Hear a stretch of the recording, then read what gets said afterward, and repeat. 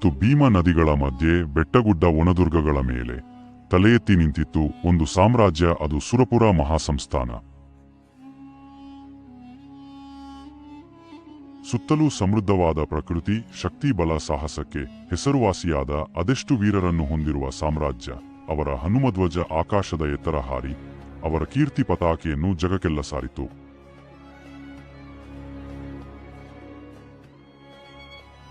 ಕರ್ನಾಟಕದ ಇತಿಹಾಸದಲ್ಲಿ ಶೌರ್ಯ, ಸ್ವಾತಂತ್ರ್ಯ ಹೋರಾಟ ಮತ್ತು ಸಾಂಸ್ಕೃತಿಕ ಪರಂಪರೆಯ ಮೂಲಕ ಪ್ರಸಿದ್ಧಿಯಾದ ನಾಯಕ ಸಂಸ್ಥಾನಗಳಲ್ಲಿ ಈ ಸಂಸ್ಥಾನವೂ ಒಂದು.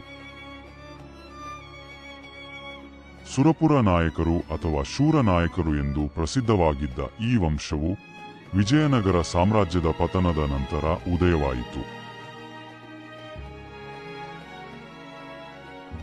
1565ರ ತಾಳಿಕೋಟಿ ಕದನದ ನಂತರ ವಿಜಯನಗರ ಸಾಮ್ರಾಜ್ಯ ಪತನವಾಯಿತು.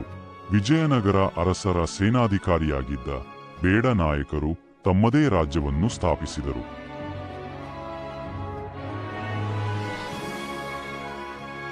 ನೀಲ್ಕಂಠರಾಯನ ಗಡ್ಡಿ ಎಂಬ ದ್ವೀಪ ಪ್ರದೇಶದಲ್ಲಿ ಆರಂಭವಾದ ಸಾಮ್ರಾಜ್ಯ ಮುಂದೆ ಕಕ್ಕೆರ ಮತ್ತು ವಾಗಣಗೇರಿಯನ್ನು ರಾಜಧಾನಿಯಾಗಿ ಘೋಷಿಸಿತು. ತದನಂತರ ಸುರಪುರನ್ನು ರಾಜಧಾನಿಯನ್ನಾಗಿಸಿ ಆಡಳಿತ ನಡೆಸಿದರು. ಮಾಂಡಲಿಕ ಮನೆತನದವರಾದ ಸುರಪುರ ನಾಯಕರು ಕಂಪಿಲಿಯ ರಾಮನಾಥನ ಸೈನ್ಯದಲ್ಲಿ ಸೇವೆ ಸಲ್ಲಿಸುತ್ತಿದ್ದರು ಎಂದು 1525ರಲ್ಲಿ ರಾಮನಾಥ ಚರಿತೆ ಎಂಬ ಗ್ರಂಥದಲ್ಲಿ ನಂಜುಂಡ ಕವಿ ಉಲ್ಲೇಖಿಸಿದ್ದಾರೆ.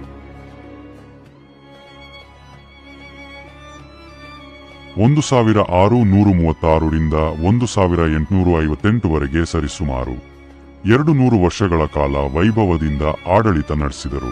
ವಿಜಯನಗರ ಅರಸರ ಸೇನಾಧಿಪತಿ ವೀರಯೋಧನಾದ ಸುರಪುರ ಸಂಸ್ಥಾನದ ಸ್ಥಾಪಕ ಮತ್ತು ಮೊದಲ ದೊರೆ ಗಡ್ಡಿಪಿಡ್ಡ ನಾಯಕ 1636 ಸುರಪುರ ಸಂಸ್ಥಾನವನ್ನು ಸ್ಥಾಪಿಸಿ ವಾಗಣಗೇರಿಯನ್ನು ರಾಜಧಾನಿಯನ್ನಾಗಿ ಮಾಡಿಕೊಂಡು ಆಡಳಿತ ನಡೆಸಲಾರಂಭಿಸಿದನು.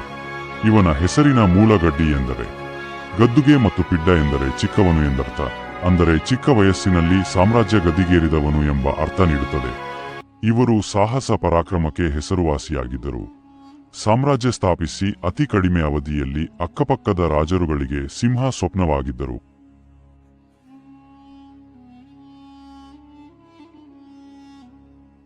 ಪಕ್ಕದಲ್ಲಿ ಇದ್ದ ಬಿಜಾಪುರಾದಲ್ ಶಾಹಿ ಸುಲ್ತಾನರು ಇವರ ಸಾಹಸಗಾಥೆಯನ್ನು ಕೇಳಿ ಇವರನ್ನು ಹೇಗಾದರೂ ಮಾಡಿ ಮಣಿಸಲೇಬೇಕೆಂದು ಒಂದು ತಂತ್ರವನ್ನು ರೂಪಿಸಿದರು.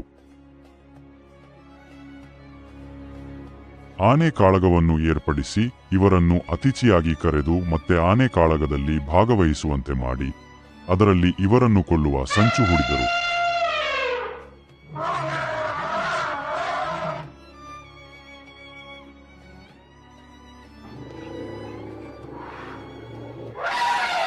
ಹಲವಾರು ವೀರರು ಆನೆಯೊಂದಿಗೆ ಹೋರಾಡಿ ಮದ್ದಾನೆಯನ್ನು ಪಳಗಿಸುವಲ್ಲಿ ವಿಫಲರಾದರು.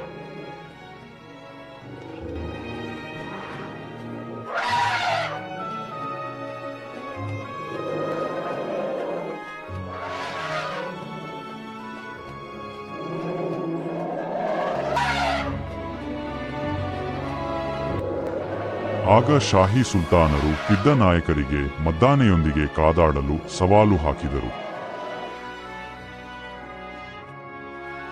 ಮೊದಲೇ ಸಾಹಸ ಪರಾಕ್ರಮಕ್ಕೆ ಹೆಸರುವಾಸಿಯಾಗಿದ್ದ ನಾಯಕರು ಸವಾಲನ್ನು ಸ್ವೀಕರಿಸಿ ಆನೆ ಪಳಗಿಸಲು ಮುಂದಾದರು.